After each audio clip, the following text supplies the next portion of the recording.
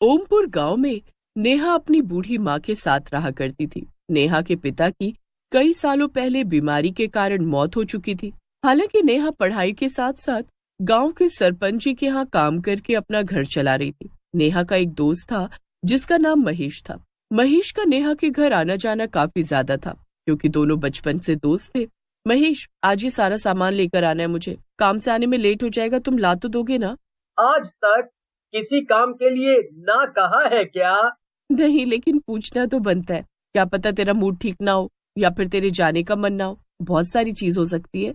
महेश और नेहा के इस लगाव को देखकर कई लोग तो सवाल उठाते और कई लोग इन्हें इन दोनों की दोस्ती मानते। एक रोज नेहा के घर उसकी पड़ोसन विमला का आना होता है और वो देखती है कि नेहा खाना बना रही है और महेश खाना खा रहा है। अरे सुलोचना बहन, काफी समय से मेरे मन में एक सवाल आ रहा था, क्यों ना अब तुम्हारी बेटी बड़ी हो गई है तो उसकी शादी के लिए कोई लड़का देखो। और देखो भी क्या, लड़का तो आसपास ही है।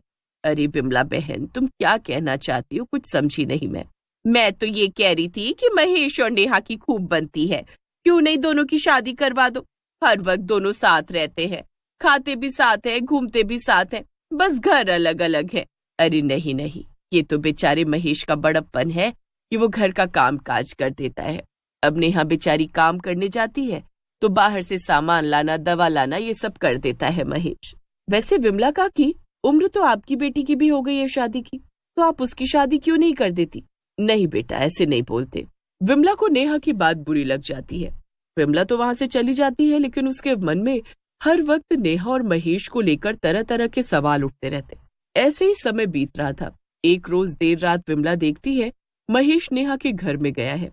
मौका अच्छा है, इस लड़की को आज अच्छे से बदनाम करूंगी। उस दिन इसकी जुबान कुछ ज्यादा ही चल रही थी। अरे मेरा नाम भी विमला है, विमला। मुझसे पंगा लेने वाला मिट्टी में मिलकर रह जाता है। इतना कहकर विमला सुलोचना के घर के बाहर दरवाजे पर पहुंचती है और शोर मचाने लगती है। विमला की आवाज सुनकर देर रात गांव के लोग अपने अपने घरों से बाहर आते हैं और सुलोचना के घर की तरफ बढ़ते हैं। तभी सुलोचना के घर से सुलोचना, महेश और नेहा निकलते हैं। अरे विमला काकी, किस लिए इतना शोर मचा रही हो रात के वक्त? ऐसा भी क्या देख लिया जो सोने के वक्त चिल्लाए जा रही हो? ऐसा क्या देख लिया, तुम्हारे सामने ही है जो है। अरे इतनी रात गई, इसे मैंने नेहा के घर से निकलते देखा है। जवान लड़की, और रात के समय ये जवान लड़का गुल्ली डंडा थोड़ी खेल रहे होंगे अंदर। अरे राम रे राम, मैंने तो सुलोचना काकी को कितनी बार कहा है कि बेटी जवान हो रही है, जवान लड़कों का घर में आना जाना बंद करवा दो, लेकिन नहीं, किसी को कहाँ फर्क पड़ता है। अरे ऐसा कुछ भी नहीं है, बेचारा महेश तो मेरी दवा देने आया था। अब जवान लड़की की माँ अपने मुंह से ये थोड़ी कहेगी कि मेरे घर से एक जवान लड़का निकला है। ये सब देखकर तो मेरी आंखें फूट जाएं, वही अच्छा है। मैं तो ये रोज रोज देखकर परेशान हो गई हूँ। कल को मेरी बेटी, तुम्हारी बेटी, बाकी की लड़कियों पर क्या असर पड़ेगा, इसलिए मुझे शोर मचाना पड़ा। विमला काकी, आपके मुंह में जो आ रहा है बोले जा रही हो, बोलने पर थोड़ा संयम दो और सोचो कि आप क्या बोल रही हो। वही बोल रही हूँ जो देख और सुन रही हूँ, बल्कि पूरा गांव देख रहा है तुम दोनों की करतूत। अरे इतना ही प्यार आता है तो शादी क्यों नहीं कर लेते? लेकिन बहुत हुआ, मैं तो कहती हूँ इन दोनों को सबक सिखा दो। बिल्कुल बिल्कुल, इन दोनों को पेड़ में बांध दिया जाए और भूखा प्यासा रखा जाए। इससे कुछ नहीं होगा। कल को गांव में ऐसा कोई दोबारा ना करे, इसके लिए इन दोनों को सजा देना तो बनता है। मैं आप लोगों के आगे हाथ जोड़ती हूँ, आज से महेश मेरे घर नहीं आएगा। अगर आप लोगों को कुछ गलत लगता है तो, लेकिन मेरी बेटी ऐसी बिल्कुल भी नहीं है। अपने पिता के जाने के बाद घर संभाल रही है, वो इस तरह की हरकत कभी नहीं करेगी, मुझे उस पर पूरा विश्वास है। और दोनों को ही गंजा कर दिया जाता है। दोनों को इतना ज्यादा मारा जाता है कि दोनों की हालत गंभीर हो जाती है और अस्पताल ले जाते दोनों की मौत हो जाती है। अपनी जवान बेटी की मौत और बदनामी के बाद सुलोचना को करीब महीने बाद हार्ट अटैक आता है और वो भी इस दुनिया को अलविदा कह देती है। लेकिन गांव के लोगों को इन सब से कोई फर्क नहीं पड़ता। इस बात को करीब कई महीने बीत जाते हैं और एक रोज जब विमला के दरवाजे पर बारात आती है तो एक बड़ा हादसा हो जाता है। हे भगवान, ये सब क्या हो गया? मेरी जवान बेटी और होने वाले दामाद को किसकी नजर लग गई? ये सब नेहा और महेश की आत्मा ने किया होगा, मुझे पूरा। अरे बारात आते इतनी तेज आंधी आई कि किसी को कुछ पता ही नहीं लगा कि कौन कहाँ चला गया। और जब आंधी थमी तो गांव वालों ने देखा आपकी लड़की और होने वाले दामाद की मौत हो चुकी है। बहुत बुरा हुआ विमला काकी, ना जाने अब किसके सहारे जीऊंगी मैं, मेरा क्या होगा कुछ समझ नहीं आ रहा मुझे। गांव में ये पहली बार था जब शादी के दौरान ऐसा हादसा हुआ और इस हादसे को लोग नेहा और महेश की मौत से जोड़ रहे थे। और कुछ दिन बाद गांव में एक और शादी होती है और इस बार शादी की रात दूल्हा और दुल्हन दोनों फांसी पर लटके मिलते हैं। अपनी पत्नी के जाने के बाद अपने बेटे को पढ़ा लिखा कर बड़ा किया, इंजीनियर बनाया और शहर की लड़की से शादी भी की। लेकिन देखो जरा, शादी वाली रात ही दोनों फांसी लगाकर जान दे चुके हैं। ना जाने किस बात का गम था दोनों को, मुझसे तो बताया होता। नहीं नहीं नहीं, उन दोनों ने खुद से फांसी नहीं लगाई है, ये फांसी लगाने वाला कोई और ही है। मैं यकीन से कह सकती हूँ इस गांव में नेहा और महेश की आत्मा भटक रही है। मेरा दिल कह रहा है गांव में होने वाली शादी मातम में बदल जाएगी। अब तक जिनकी भी शादी हुई है उन्हें मौत नसीब हुई है। बहुत लोग इस बात को मानते हैं और बहुत लोग इस बात पर यकीन नहीं करते। और गांव में अब तीसरी शादी होती है और विदाई के वक्त ही दुल्हन और दूल्हे दोनों की लाश एक रूम में मिलती है। और इस हादसे के बाद गांव में लोग शादी के नाम से डर रहे थे। बिमला बिल्कुल ठीक कह रही है। हम गांव वालों ने महेश और नेहा को मार कर गलती कर दी है।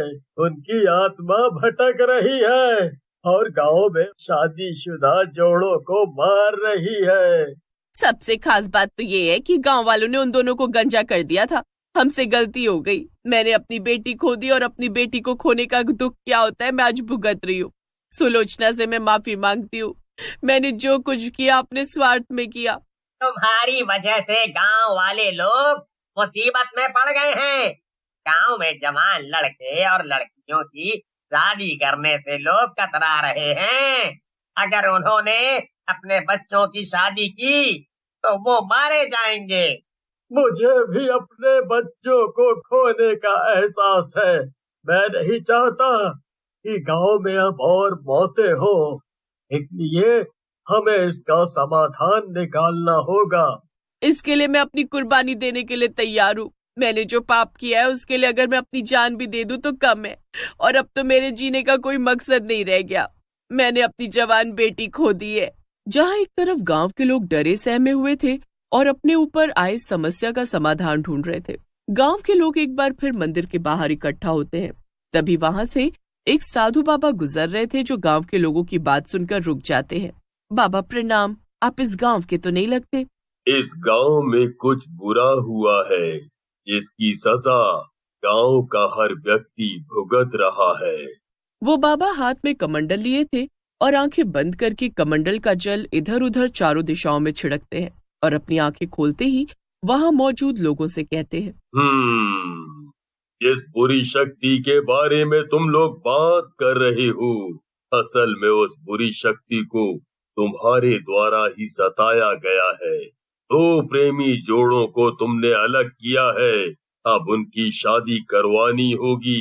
ये चुड़ैल और भूत के रूप में अपनी बुरी शक्तियों से नए शादीशुदा जोड़ों को मार रहे हैं।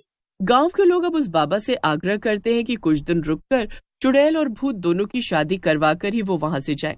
और बाबा भी वैसा ही करते हैं। विधि विधान के साथ उन दोनों के नाम का गुड्डा गुड़िया बनाकर उनकी शादी करवाते हैं, साथ में फेरे करवाते हैं और शादी संपन्न होते ही दोनों की आत्मा को मुक्ति प्रदान होती है।